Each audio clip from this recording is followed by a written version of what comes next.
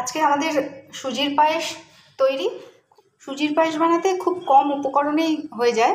আমি 1 কাপ মতন ছোট এক বাটি সুজি নিয়েছি, সামান্য চা চামচের হাফ চামচ ঘি নিয়েছি, আর ছোট 1 বাটি চিনি, আর 1 কাপ দুধ।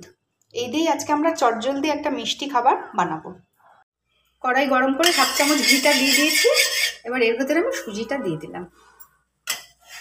সুজিটাকে মিডিয়াম ফ্লেমে ভেজে নেব একটু।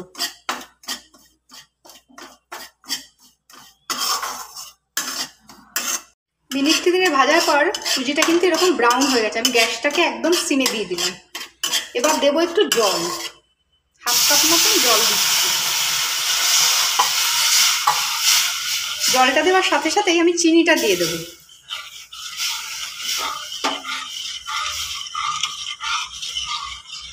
চিনিটা কিন্তু একটু গলে গেল।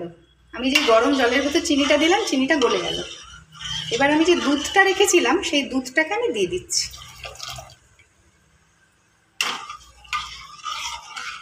মিনিট 5 একে মাঝারি ফ্লেমে ফুটতে দেব। মিনিট 5 মাঝারি আছে ফোটানোর পরে একটু নাড়তে হবে। এরকম কিন্তু একটা সুন্দর ঘন পায়েসের মতন মিষ্টিটা আমাদের তৈরি হয়ে গেল। এবার আমি এটা গ্যাসটাকে বন্ধ করে দিচ্ছি।